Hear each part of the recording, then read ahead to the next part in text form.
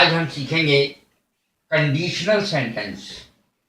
Conditional sentence यानी शर्त वाले वाक्य, जिसमें कोई ना कोई शर्त लगाई जाती है, उसे शर्त वाले वाक्य कहते हैं। इसमें पहला नियम क्या है?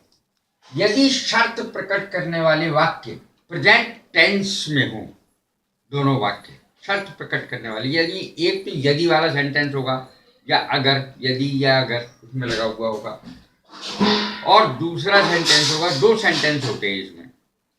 तो अगर वाला जो सेंटेंस होता है वो पहले बनता है और दूसरा वाला सेंटेंस बाद में बनता है। दूसरे अगर वाले सेंटेंस में जैसे यदि तुमने पत्र ना लिखा हो तो अब लिख लो, तो शब्द का प्रयोग होता है हिंदी में।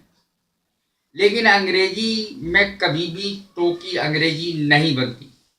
इसमें तो के स्थान पर कॉमा लग जाता है। तो की अंग्रेजी कभी नहीं बनती है। वैसे तो की अंग्रेजी THEN देन होती है, लेकिन इसमें कभी लगती नहीं है। तो दोनों प्रेजेंट टेंस में अगर हो तो उसी रूप में उनका प्रयोग किया जाता है, चाहे वो किसी भी रूप में हो। जैसे प्रेजेंट इंडेफिनिट में है तो प्रेजेंट इंडेफिनिट में, प्रेजेंट कंटिन्यूअस में है तो प्रेजेंट कंटिन्यूअस में, प्रेजेंट परफेक्ट में है तो प्रेजेंट परफेक्ट में, और प्रेजेंट परफेक्ट कंटिन्यूअस में है तो उसी में उसका उसी रूप में प्रयोग होगा। अब उदाहरण के लिए देखें, यदि तुमने पत्र ना लिखा हो तो अब लिख लो। अब देखें, if you have not written the letter, if you have not written the letter, right it now. अब लिख लो, उसी रूप में इसका प्रयोग किया जाएगा। अब देखें, यदि दोनों वाक्य फ्यूचर टेंस में तो क्या होगा? तो इफ वाला वाक्य प्रेजेंट इंडेफिनिट में बनेगा और दूसरा जो वाक्य है वो फ्यूचर इंडेफिनिट में बनेगा। यानी पहला वाक्य प्रेजेंट इंडेफिनिट में, यदि दोनों में गा लगा हुआ हो, यानी फ्यूचर में हो दोनों वाक्य, इफ वाला वाक्य भी और दूसरा वाक्य भी दोनों फ्यूचर में हो, तो पहला वाक्य जो होगा वो प्रेजेंट इंडेफिनिट में बनेगा, प्रेजेंट इंडेफिनिट टेंस में, और जो दूसरा वाक्य होगा इसका तो फ्यूचर इंडेफिनिट टेंस में बनेगा। उदाहरण के तौर पर, यदि तुम कठिन परिश्रम करोगे तो अच्छे अंक प्राप्त करोगे, दोनों में गा है, उसमें गा नहीं है, इसमें गा है, अर्थात दोनों फ्यूचर में है। तो जो पहला सेंटेंस इफ वाला है वो हमेशा प्रेजेंट इंडेफिनिट में बनेगा। यदि तुम कठिन परिश्रम करोगे, इफ यू वर्क हार्ड, तो अच्छे अंक प्राप्त करोगे, you will get good marks. Then का प्रयोग नहीं होगा, देन के स्थान पर कॉमा लगेगा। यदि फर्जी शर्त वाले वाक्य हैं यानी इमेजिनरी, तो इफ वाला वाक्य पास्ट टेंस में तथा दूसरा वाक्य शुड या वुड प्लस क्रिया की फर्स्ट फॉर्म से बनेगा। देखें सेंटेंस, यदि मेरे पिताजी के पास पैसे हों, यदि मेरे पिताजी के पास पैसे हों, है नहीं, यदि मेरे पिताजी के पास पैसे हों तो इस मकान को खरीद ले। पूरा का पूरा फर्जी है, शर्त है लेकिन फर्जी है, काल्पनिक है। एक बात कि साहब उसने कल्पना में कही है ये बात। तो देखें, if my father had money, यदि मेरे पिताजी के पास पैसे हों, तो के स्थान पर comma, he would purchase this house, वो ये मकान खरीद ले। अब अगले देखें, यदि दोनों वाक्य भूतकाल में हो तब क्या होगा?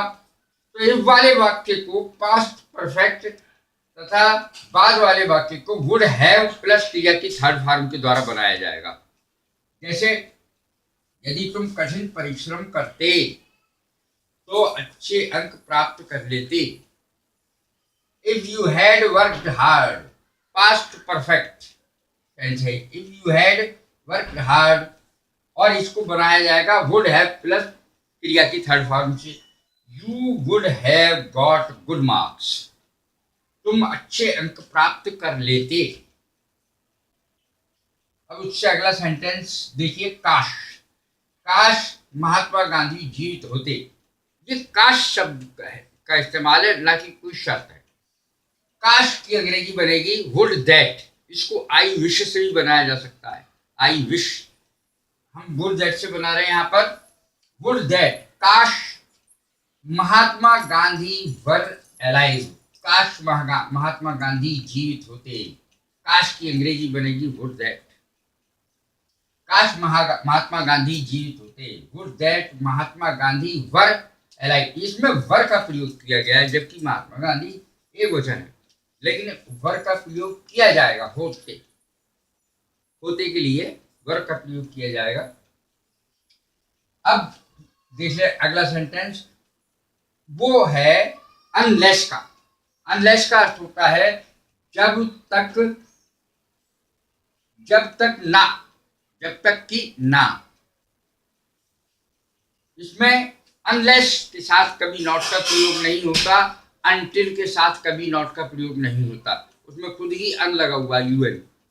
तो अनटिल और अनलेस के साथ, अनलेस तो शर्त वाला है ही, ये भी शर्त वाला है, तो इसमें क्या है कि जब तक मैं ना आऊं ना। अनलेस का देखें पहले, तुम पास नहीं हो सकते जब तक कि तुम कठिन परिश्रम ना करो। तुम पास नहीं हो सकते, शर्त है, जब तक कठिन परिश्रम नहीं करोगे पास नहीं होगा। ये मतलब तुम पास नहीं हो सकते जब तक कि तुम कठिन परिश्रम ना करो। इस सेंटेंस को अनलेस के द्वारा बनाना पड़ेगा, शर्त है इसमें।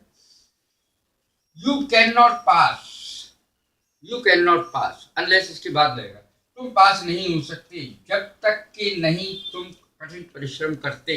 You work hard, you can not pass unless you work hard. अब अगला सेंटेंस देखें, जब तक मैं ना आऊं तब तक मेरा इंतजार यही करना। जब तक मैं ना आऊं तब तक मेरा इंतजार यही करना, तब तक मेरा इंतजार यही करना। इसमें इसको टिल से बना सकते हैं, अनटिल से ही बना सकते हैं। यहाँ पर टिल से मैं बना रहा हूं। अनटिल के बाद नॉट का प्रयोग कभी नहीं होगा, अनलेस के बाद नॉट का प्रयोग कभी नहीं होगा। वेट हियर फॉर मी, मेरा इंतजार करो। टिल आई कम, जब तक मैं ना आऊं, मेरा इंतजार करो जब तक मैं ना आऊं। ये इस प्रकार से सेंटेंस बनते हैं, ये कंडीशनल सेंटेंस कहलाते हैं, शर्त वाले वाक्य। सारे नहीं है ये शर्त वाले वाक्य, लेकिन एक काश वाला शर्त वाला नहीं है, लेकिन फिर भी इसको यहाँ पर लिखा जा सकता है। कंडीशनल सेंटेंस, शर्त वाले वाक्य किस प्रकार से बनाए जाते हैं ये आपके सामने है। Thank you very much.